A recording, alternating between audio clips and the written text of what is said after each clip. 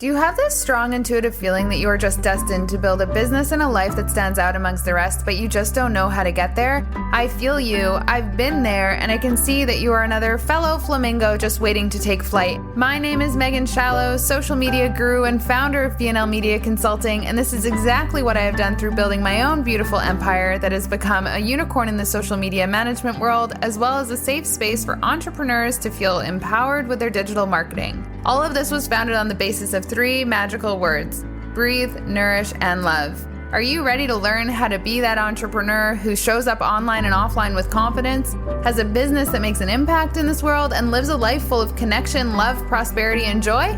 If the answer is yes, then let's go.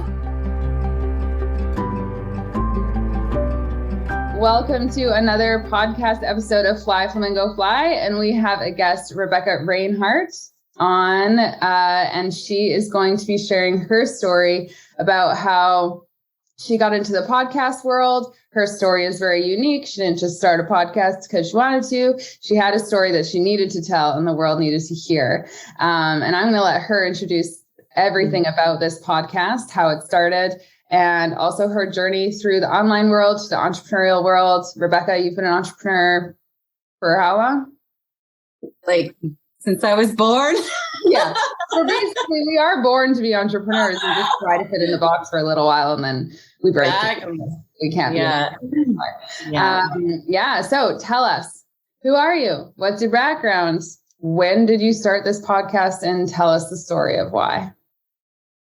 Okay. Yes. So it's Reinhart, but no big deal. It's Rebecca Reinhart. And so I guess let's just jump in. You can also call me the Unintentional Pornstar. Yes. So, yes. Basically, I had a traumatic event happen many years ago. And in time, we can get into it more sort of as we speak if we want to, but over time, I couldn't hide from it anymore. And it got to a point where I had to do something for myself. And so I started to speak about a sex tape that was posted online without my consent. And I started doing that in many ways, but one of the major ways was a podcast. And during the first season, one of my friends at the time had to be the kind of guide of the podcast, because if you listen to it, it's a very emotional journey, pretty much in real time of what I was going through at the time. And I don't know if it's because I was an artist or if I knew there was something bigger to this podcast before I was doing it, while I was doing it. And just even now, I know there's something bigger to it. The conversation of online security, the conversation of being a sexual woman, and just putting a voice to it in a very real, authentic, raw way was the way that I felt that I could jump into this world. And then now I'm in season 3 of the podcast, and it keeps evolving. Every season has its own evolving movement. Season 2 is me sharing my healing journey. And now season 3, I call it Bigger Than Me. So we're talking to other people. We're dealing with other types of topics. So Unintentional Pornstar episodes, season 1, they are really emotional. And I couldn't imagine going through what you went through, but there was some stuff that really triggered me just in my own personal experiences through online dating and dating in general. And for when you went through this, can you give us a little bit of a background of how this came to be, just for those that haven't listened to the podcast before? Sure. Yeah. So in 2013, let's go back. 2011-ish, I believe. I was with somebody. We were having a good time. We were filming things, and it was the best. Still to this day, I was so down, and we had the conversation of keeping it private. And he did start to sort of violate that in small ways. It was still between us, but he would print out screenshots from the videos and send me videos of him. And I'm going, hold on a second here. We didn't talk about this. This needs to stop. Took him some time to stop. He didn't think I was serious. And I was like, oh no, I'm serious. Stop. Yeah. So that to me was a first sort of oh gosh, And then in 2013, I had a friend of mine email me. It's emotional. I'm still emotional every time I speak about it. But in 2013, I had someone email me and be like, I'm so sorry, but here's the link. And I clicked it. I was at a concert. I clicked it and I was like, oh, and my whole life completely froze in that moment. And I was just like, I knew everything was going to change. I put it away and had to deal with like, it was such a mess trying to get videos down at the time within like porn sites. Like they just didn't care. They're starting to now. There's been lawsuits. So now they care. Thank you. But yeah, it basically over. Back in 2013, was that not like, that wouldn't have been talked about as much. You also didn't have social media to make something go viral, like not in the way that it does now. Exactly. And so like there was is it something that would you say that you were not one of the first, but that your lawsuit plus others were leading the way in making these shifts and changes?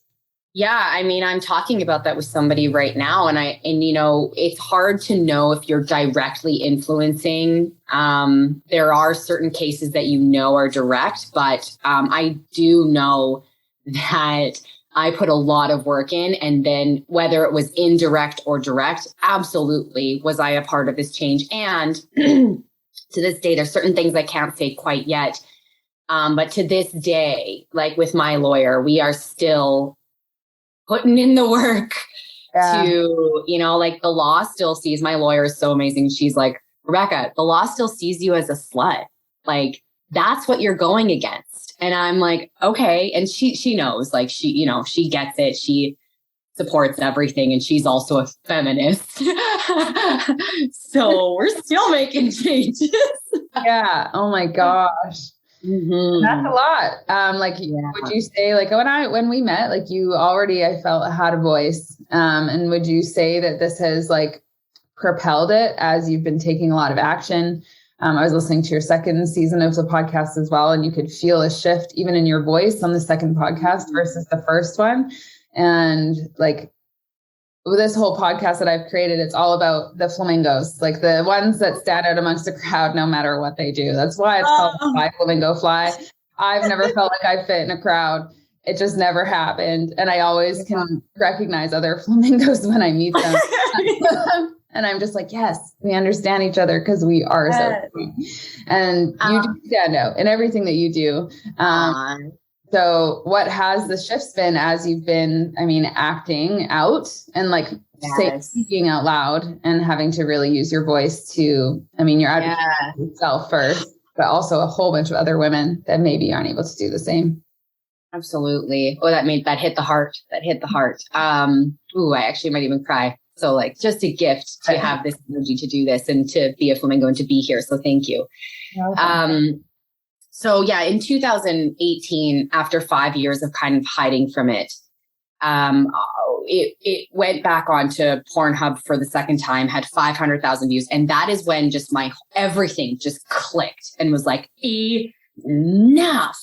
And I've always been very like quirky, fiery, energetic, driven. Like that has always been there. And like, I've learned how to project as a singer. Like I know how to raise my voice, in the physical world. And so that energy transpired into,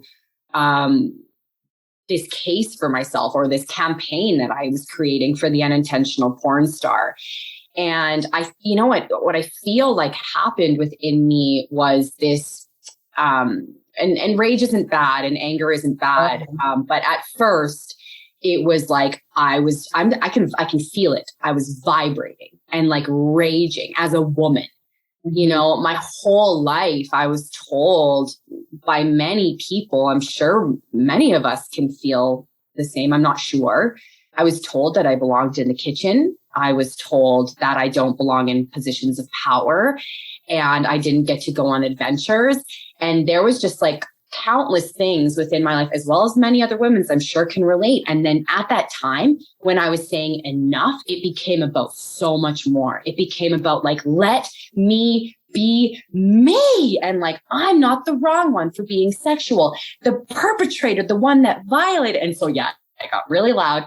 And you know, that is valid. Like those emotions and feelings are extremely valid and important. And, you know, for me in my personal journey, I had to learn how to find healthy measures for myself. And yet I still like, I've been doing personal self-development work now for like many years, 3 + 5 years. And so I understand response versus reaction. And yet there's still so much space for any form of rage, anger, excitement, change, like positive. There's space for everything as a woman. There's space for every aspect to be a woman, to be here and say, I belong here. And all of me is welcome. All of me is valid. And it's interesting in society how all of a sudden that makes us like kind of change makers, flamingos or something. And you're like, sometimes I scratch my head. I'm like, isn't this just being like a human? Like, yeah, that's what I think. But yeah. It's like, I only just discovered anger and rage in the last year or so because I've had a few moments like that where I'm just like, no. And like, I get so angry. Used to never get angry. Like I would cry when I was angry. I would always cry when I was angry. And then people would think I was sad. And I couldn't get that emotion. But there's like, why are you so sad all the time?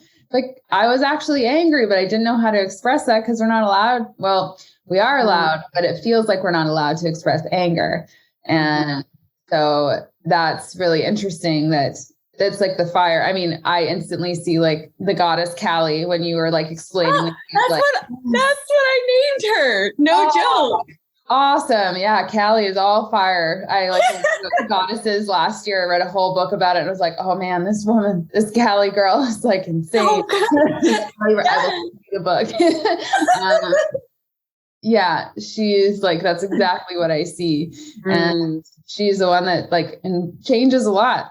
And men can be scared of Callie and that version of a woman. So with all of this, like you've been on the news, like there's been some PR around it now. How did you how'd you come up with the name, The Unintentional Pornstar? Did you come up with it?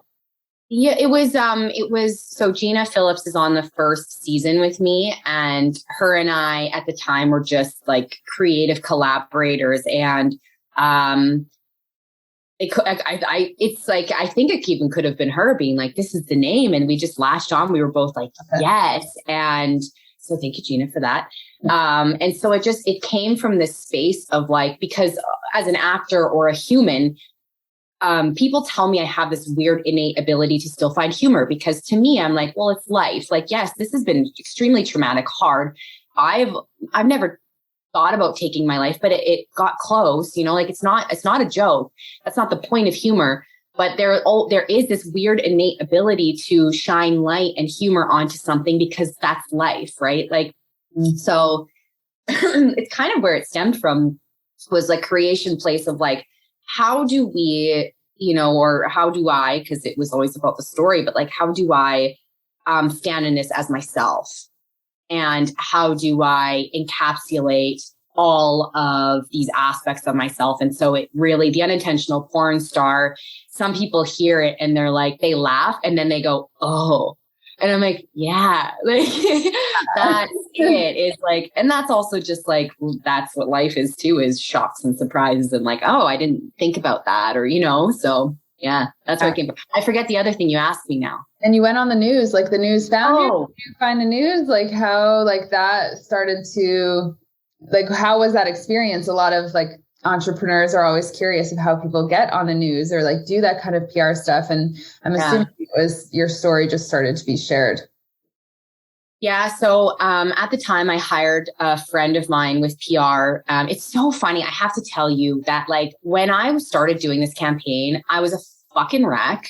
Mm-hmm. And I knew it was important, but I had no idea what I was doing.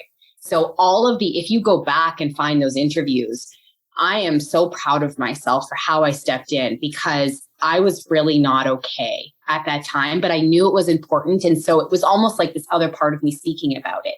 So at this time, with this message that I knew was important, but I didn't even get why at this time. I didn't, like, legit, but I just knew my gut was like, this is it. So I hired a friend who was a PR person. And then Gina was also in the industry. So as I'm trying to just keep it together, these two swung together and really created this, like, these connections at this time as well. Bella Thorne came out with her, she was going to be blackmailed by naked images and a video of her, a sex tape. And what she did was she posted it instead of allowing this person to do it for her. So she took control by saying, okay, you want to try and blackmail me? Well, I'm going to put it up instead. And so that was her thing. So in the media, as a news, as soon as something like that happens, boom, they want to get in on the story. And so I thank Bella Thorne for that. I not that she wanted to go through that. And I'm so sorry that she had to go through that. And she's a spicy one. And so, so at that time I was on the news and I was on radio and I ended up on the social, and it was just like this beautiful, weird thing for me going through sharing this message. And I had, I went onto a radio station that was conservative. The audience is like conservative old men. And the host was like, Rebecca, like, are you ready? Like, do you know what you're stepping into? And I said, yes. And the comments that were happening during that were just like, slut. Sorry about all the swearing, but this is my life. Like, slut, fucking stank. This is the worst show that's ever existed. Oh yeah, it was awful. And Jerry Agar is his name after, and my friends too, they were all like, are you okay? And I said, it was so interesting witnessing myself now. And I said, these are the people we have to talk to. This is why that was so important. And it didn't it hurts, but it doesn't. Like, I think when you stand in these positions of being a change maker or being a flamingo, it's like, it's not, you don't not get hurt. You just know it's important. And so you stand in it and you practice to continue standing in it. And then, and then you're there being like, I'm flying, look at me, No matter what people say. And no matter with this, it's just, there's a lot of, another reason I wanted to bring you on this show is there's a lot of fear around even just showing up on social media, in general. And to hear your story of how you knew that you had to do this. It was not I'm going to create this entire story so I can go on social media and share it. It was just something that happened to you. It's a part of your story now. And your story does have to be shared because there are a lot of people that aren't able to share it. And you have the fire and you have that light in order to be able to come at it with power.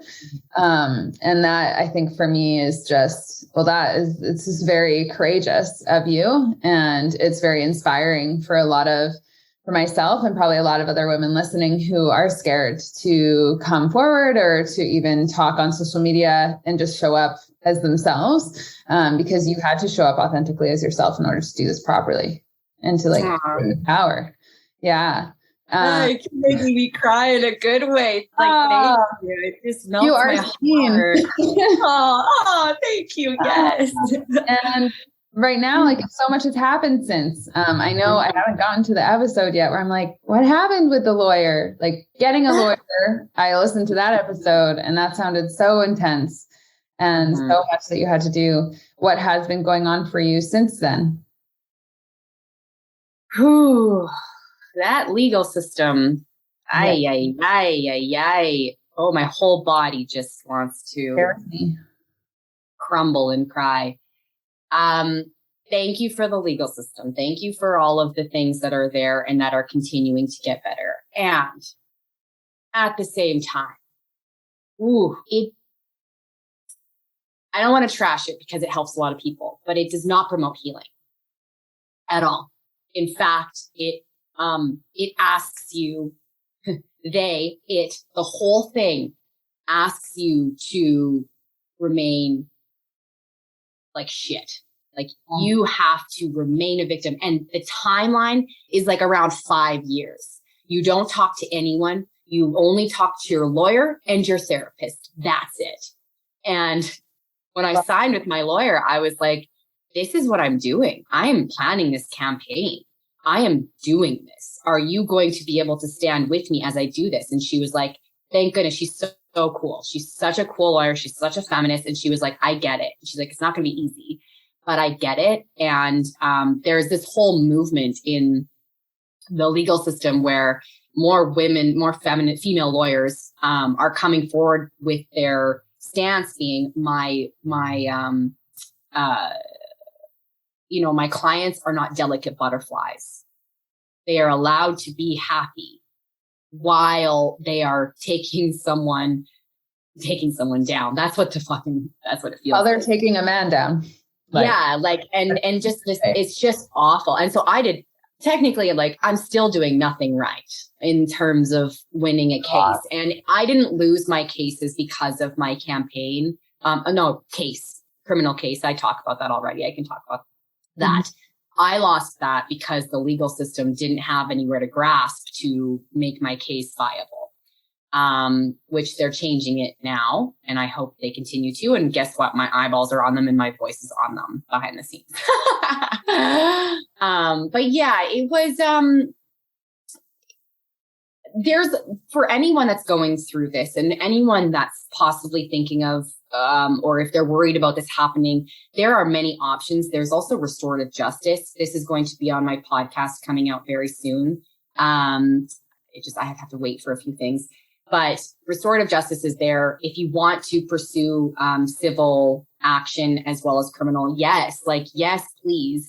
You just have to be ready. Whatever your options are, you have to be ready. And I think for me, I didn't know all of my options, and it was very normal to pursue like a civil suit and a criminal suit against him. And I'm glad I did it. And also, holy cow, now that I'm sort of, I can't say things. It's hard for me. I'm like legally not allowed to say certain things. So bear with me. But now that I'm healing more, let's just say this, now that I'm healing more, I am just like, that is such a hard, dark process. And like, props to anyone that goes through it. It is great if that's the way you want to go through it. And yet, like, just know I'm hugging you, because holy crap, you crumble constantly in that scenario. Or at least I did. I did. And the law doesn't support, or the law hasn't been able to catch up with these things.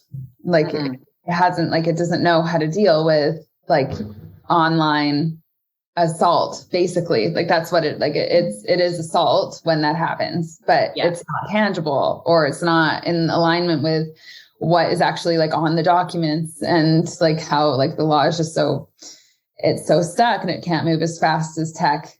Like, as we've seen, nothing can move fast as tech. This is why our world is like owned by 4 tech giants, not the actual government. Yeah, exactly.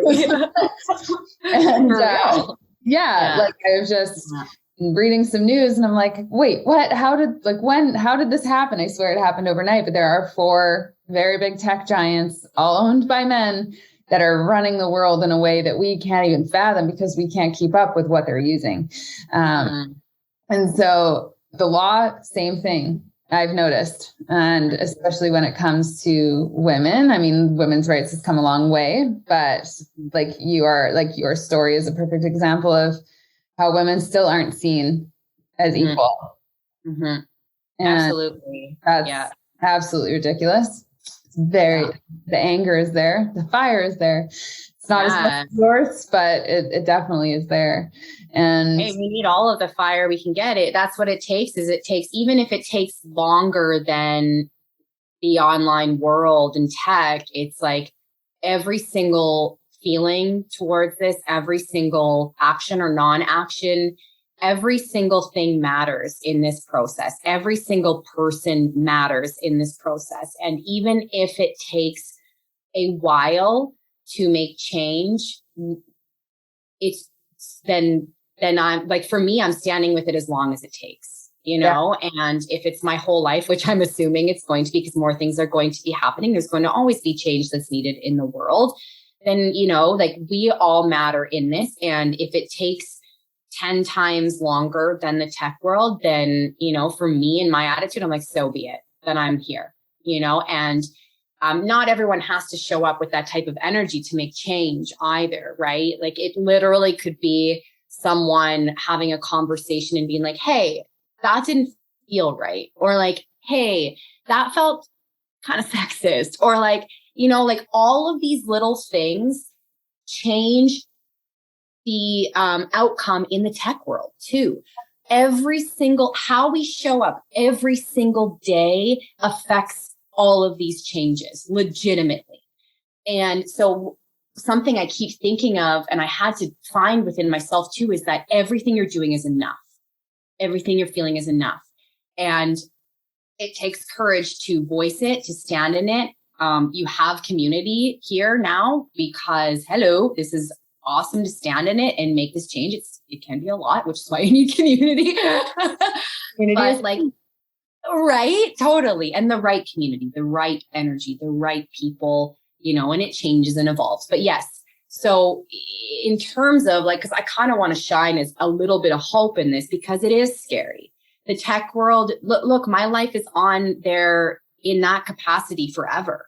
And it will exponentially get worse every single day of my life. It might get like backed in the back and no one sees it ever again. Great, cool. Yeah, however, exactly. And there is the potential that it's just everywhere. So, that's scary. This is a scary thing. Yes. And it's okay. We're making the change. We're stepping in every day. And every person in this process, in this narrative matters. Mm-hmm. Because it all does pile up on each other. I don't know too much about the law, but I have watched some law shows and there's lots of things about precedents. And I think they can pull from things and you're still part of it. So you have to be there. Imagine I'm like with the president one day. I'm like, what's up? And it's just like, with everything that you've gone through, I know you said you've done a lot of work. Like in order to get through this, you had to do a lot of personal work. I just listened to the episode about being alone and like choosing to be alone. And that's something that I have been doing for a little while as well. And that really resonated with me. Of course, I have community. Like I'm listening to your podcast. I'm like, I get it. I'm on the phone with you. I had my headphones in. And for me, it's like Saturdays were always the hardest. Every time I talk to people, I'm like, they're like, how can you be alone like all this time? And I'm like, Saturdays are the hardest. I don't know why. I don't know if you resonate with that, but it's like that one day you're not working, you're not in the hustle and bustle, you're not in your Sunday, productive time. It's like that Saturday where you're like, okay, I'm alone. And like those uncomfortable feelings of doing that. And this, you said, was a really lonely journey for you. And entrepreneurship, also a very lonely journey. It's one of those things that even when you're surrounded by all the people, it doesn't quite feel like someone gets what you're doing. So how did you navigate that feeling of loneliness and what have you done? Like, I know you've done a lot of work, but I'm curious what that work looks like for you. Yeah. At first, my loneliness felt like the world was ending for me. I'm extremely social. I feed off people's energies. I'm an extrovert. I can be introverted now and you can shift your energy. But at the beginning, it was devastating. I was lost, broken, confused, angry. I was like repelling people. People were mad at me. And so it was really hard. And so how I got through it then was I had a therapist. I literally could only have a relationship with a therapist at this point because I was so hurt and confused. And loneliness can feel, it feels real. Like it feels like a sort of, to me, it can feel like a death of some sort in your body. Like it's painful. And yes. And it after years now of doing this work, I'm on a completely different side of it where I'm going, and I'll share maybe the way it went. But now I'm at a point where I honor my loneliness. I am like, we talked about it before, but I'm single, and I want partnership one day, but it's like, until that point, I love myself. I love my company. And I'm like, oh my God, I'm here. Like, I did it. Like, all of this work that I've been doing is real. And like, I'm learning how to cook better for myself, sort of begrudgingly, but like, like, I'm taking care of myself and loving my company, and my voice, my energy still repels a lot of people because, like, I'm not rude, but like, I like to face things. I like to have conversations and talk through things, and not a lot of people like that. So it brings on more loneliness. And so, but the loneliness to me now serves as, let's think about this, as peace, as an opportunity to shift my energy to seek people that are aligned in this moment. It allows space for me to feel, to honor myself, to feel lonely and acknowledge it, love it, and say, you're okay. And, and like, look at all the amazing things and people around you that you can access for certain things. You're not alone. But yeah, it's like, there's this new sense of gratitude for myself and like enjoying myself. And to get there, I don't even know, like, therapy. And lose that. And yeah. Oh, yeah. Step number 1, get yourself accountable. They'll always be your best friend. Yeah, it's so great. And then you'll find the more that you're honest with yourself about where you're at, you'll find people who are in similar places. And so that lonely ship that you still feel sometimes, that there's someone sailing beside you that sometimes still needs their space, but it becomes powerful. Loneliness becomes powerful. And if it's not there yet, that's okay. Because we're also, like, as humans, a basic need that we don't talk about is like connection. Like, we need connection. We need conversation. We need physical touch. We need love. Like, we're all just seeking to be seen, heard, and loved. Are you kidding me? Like, we need connection. And so it's this weird, like, dichotomy almost, but I think the more that you love yourself, take care of yourself, and seek any sort of emotional response as what do I need in this moment, it becomes more about your growth than it does about loneliness. It's almost like a shift in perspective, to be honest. Mm-hmm. And it's not easy, and it doesn't replace human connection. We need people. Yeah. I don't want to. A lot of people pretend that they don't. It's like this. Yes. You didn't sing. It's like, I'm independent and I don't need anyone else. And it's like, nah. Guess who did that too, right? And it shows up. Be careful what you say and what you're stating within your narrative within yourself. Is I was extremely lonely for a bit, and I was like, oh, I not that I asked for it, but I kind of did. I was like, I want to do this on my own. Fuck everyone else. I'm, all these things. And then it's like, hold on a second here. So watch your narrative within yourself. And also, it's so tricky because I think why it's so tricky is because I'm still going through this and processing loneliness. Absolutely. Perfect. And that's okay. Like, this is where we're at today. And, and also self-development takes loss. It takes grieving.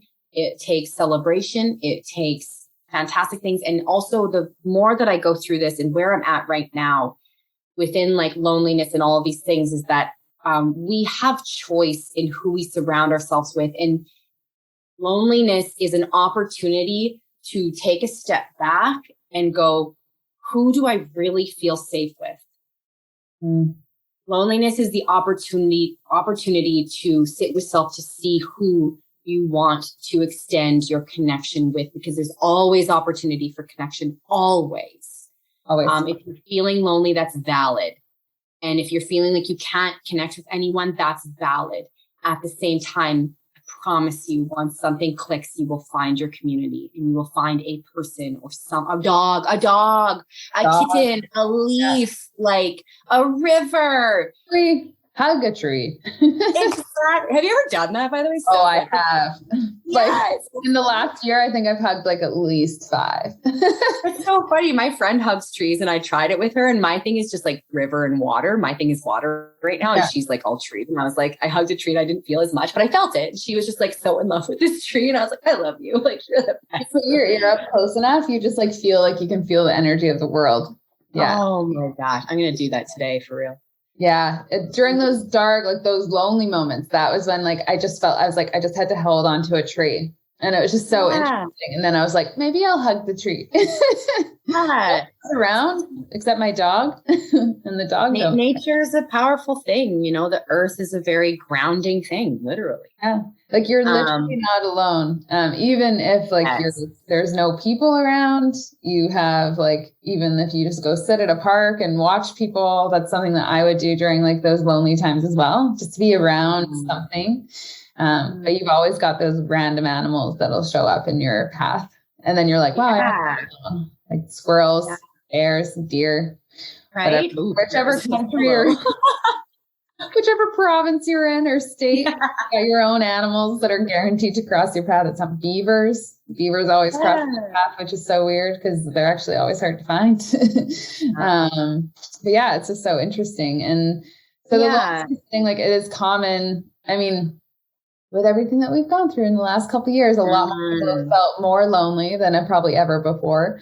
And not everyone's able to navigate it and know the tools. What are some tools that you've used that maybe are tangible? And I know you've created a tool as well, which is something that I would love to hear about. But what are some tools that really helped you? You said a counselor. Those are one for sure. Nature. Yeah, definitely. Yeah, counselor. Nature, absolutely. Going for walks was huge for me. One of my friends does yoga on YouTube, and that's her connection for real. Yeah. To touch on what I've created as well is we have an online workshop. My counselor and I created an online workshop where you can start your self development process. And in that, speaking of loneliness, I'm trying to tie this all together, is when you find yourself or love yourself more, the loneliness sort of starts to ease and you can lean into it more because you know yourself more and you know what you need to take care of yourself. So I would say like that's one option is our online course. Nature is this beautiful thing. As you were saying, go seek energy around you, go somewhere where it's busy. Therapy is amazing. And crying is amazing. Like feeling your feelings. Feeling your feelings, whether it's anger, rage, sadness, fear, that is huge in stepping into your loneliness, is acknowledging it. Yeah. And sitting with it and saying, I'm here with you. I'm feeling so lonely right now. Okay, cool. I'm going to hug you. I'm with you. Let's go have a shower, or let's go for a walk, or let's scream, or honoring that helps in dealing with loneliness. And then there's external things like this course or someone else's course to help you, not feel alone as well. Also, there's community attached to the course as well. So it's like, hey, you're not alone. And one thing that I was really circling on was reach out. If you are at a place where you're feeling lonely and you're completely lost, reach out to somebody that has gone through something similar. Reach out to somebody who's an advocate for that in their community, because those that are creating the change and helping have been through it, you know? And so like reach out and trust that you are worthy of your loneliness. You are worthy of being heard within your loneliness. You are worthy of being held in your loneliness or whatever you're feeling. And that there absolutely is somebody or someone a community that's there for you. And if you get rejected a few times, keep going because you're worth it. Yeah. And that can be online or offline, because sometimes it's hard Exactly. to find the offline community, especially in our world today. The universe will always allow people to cross your path when they're meant to. I mean, we randomly met. That wasn't planned. I have a few other friends that I'm like, I just can't believe we crossed paths, and this is how our lives have been intertwined since. And like that is staying open to that rather than forcing that. But online community is huge. And like everyone asks me, like, how is it being an entrepreneur? It must be so fun and like all of these things. And I'm like, yeah. And then, but it's the biggest personal development journey you'll ever take. Like your business is a reflection of everything that isn't quite right within you. And yes. There were so many holes and things that I had to fill up in myself in order for my business to stop leaking. Because in myself, it would be energy that would always be leaking, and I would be giving too much, or like there was a balance of the giving and receiving cycle was off. But it's hard to measure when you're a person, but when it's in your business, it's money, and you watch it just go away. And you're like, why is it doing that? It came in, but then it's going out. And so it's like a really interesting reflection. And the loneliness factor was a big one for me that I had to work on and flip. Not saying that it's gone, because there's definitely bouts of loneliness, but being able to move through it without numbing it has been like really interesting. I just used to use, wine or social media and just try to get those dopamine hits or whatever you're going to do in order to like try not to feel it. But it always shows up, and because it helps you grow. But that was a big thing for me, because I was recognizing there were patterns that I was doing in my business as well. And yeah, the money just stops flowing, or it'll come and the revenue looks good, but it goes out just as fast. So like, that's why I think a lot of entrepreneurs, they come into this and then they hit a ceiling, because they don't do the work inwardly. And that's where the power is. You've built so many things since your story started. I mean, of course, you've been on this planet for a long time and your story's been going for a long time, but that one pivotal moment flipped everything for you. Like, you did not see that one coming at all. But now look where you are, and look how much work you've done. Like, would all of that work and all of these things have existed if that didn't happen? That absolutely like traumatic event almost. So it's really fascinating to see and to watch. And you just launched a book. Yes, I did. It's so funny. I have this very small team working with me, or like for me, and I'm a creator. So like, I'm already writing my next book. They're like, slow down. Right? That's, I'm going to set up the team to support that, just creative energy, but there's a lot of work to do. But I actually have, I have some memoirs that are up, and a blog from going through the civil and criminal case online. And then I have a manifesting like booklet. And then I just released this final book just recently. It's called Know Yourself to Love Yourself. And it's a think piece on self-development. So the other ones, it's almost like it's a story. It's a story of self-development. So like the memoirs are the first book is like how not to become an artist. And there's humor in that, right? And because I'm an artist. But anyways, it's a story. And so this recent book is shifting within this whole experience to reflect exactly where I'm at, which is the self-development process. And when I was going through the darkest of times, I would wake up at like 4 a.m. every day. My phone, I slept with it right beside me, which I don't like doing, but I knew I had to. And I would wake up and I'd be like, and I'd be writing. The book just like wrote itself.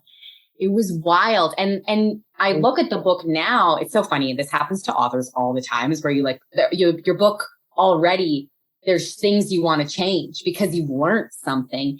And yet I look back at that and I'm like, wow, like I knew things before I even learned them, or I it just kind of wrote itself. So yeah, it's called Know Yourself to Love Yourself. It's a think piece on self-development. And it's there to insert it into society where it's at right now and go, have you thought about this? What do you think? It's, like I purely want people to go in and question things for themselves and question me, because this life is like learning and curiosity and compassion. So and it's a book, right? Like people can open it, flip pages if they want, not just an audio.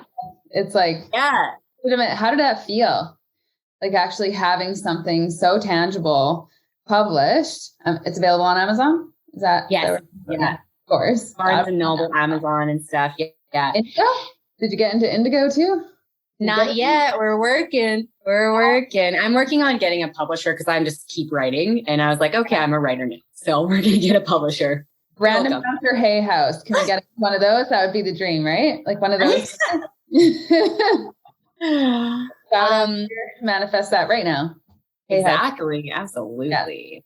Yeah. It's happening. And so it you know what? It's terrifying. Yeah. It's absolutely terrifying. Every single thing as an entrepreneur, as an artist, as whatever. I don't know if you can relate. Let me know. But when you release anything, there's a sense of vulnerability to it. There's, it's you that you're putting this out into the world, and, outside external voices don't matter. You have to continue to follow your own calling, your own voice, your own love.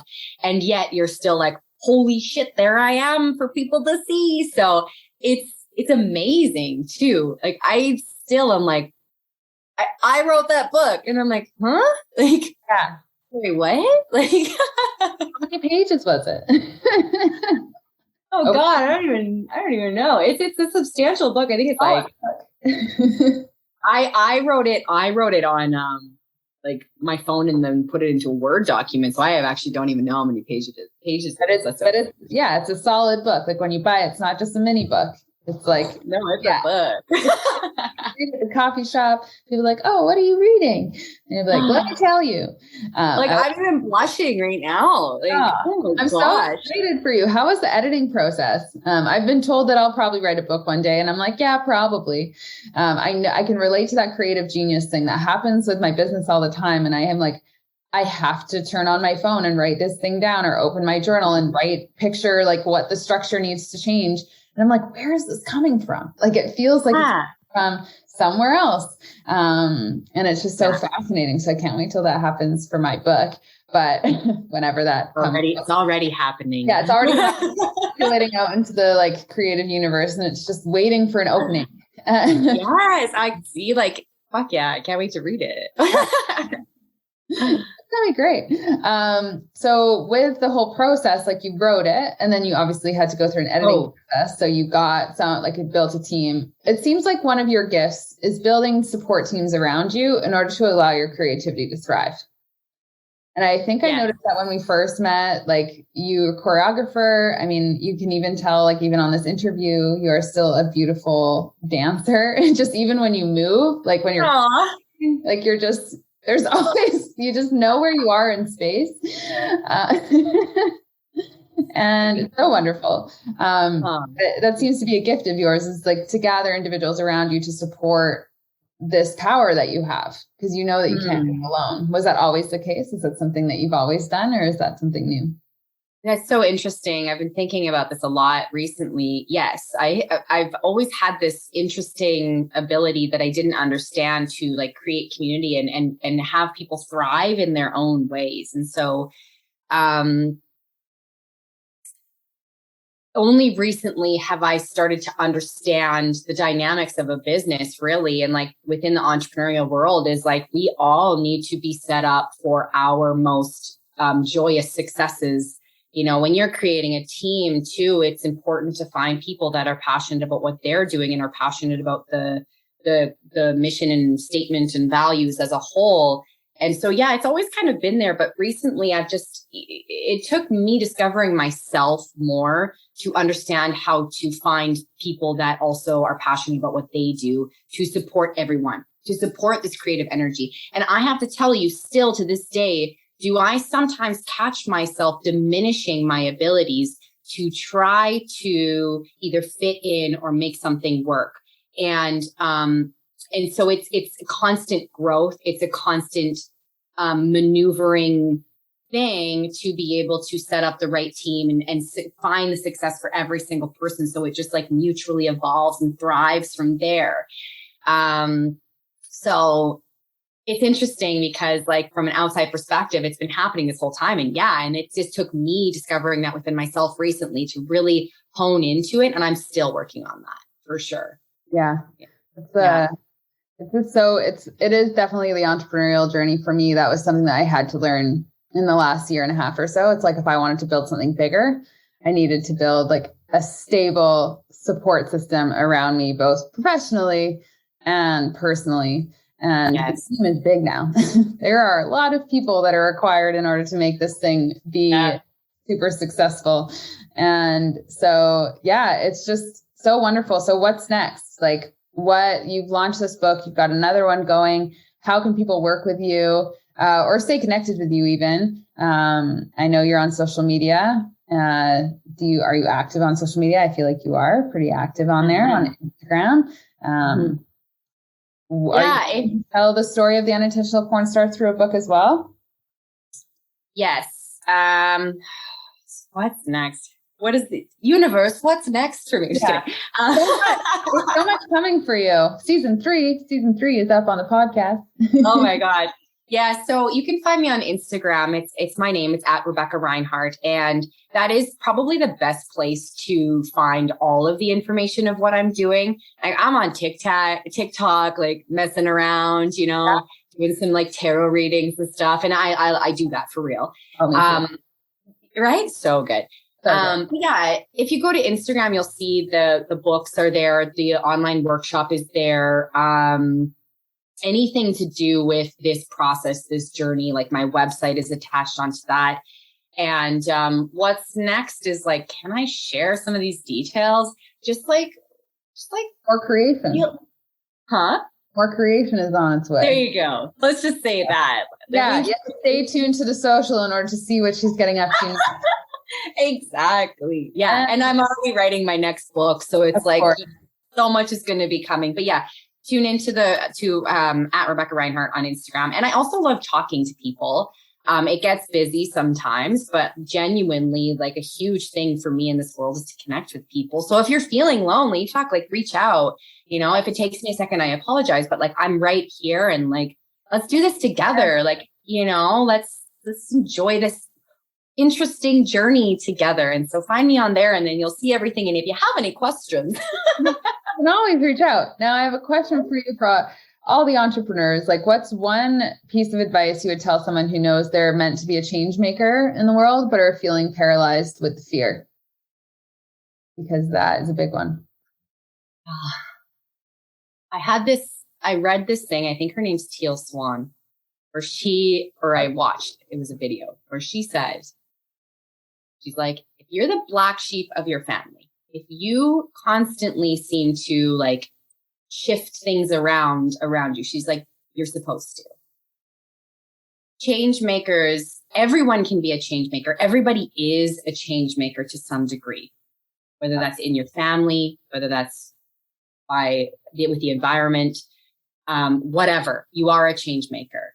And yet if you're in an elevated, I don't know, if you're like a change maker that you're like, damn, it's because you're supposed to. We're here to shake shit up. We're here to make change. Change in this world is uncomfortable for many people. It's still uncomfortable for someone like myself who's aware of it.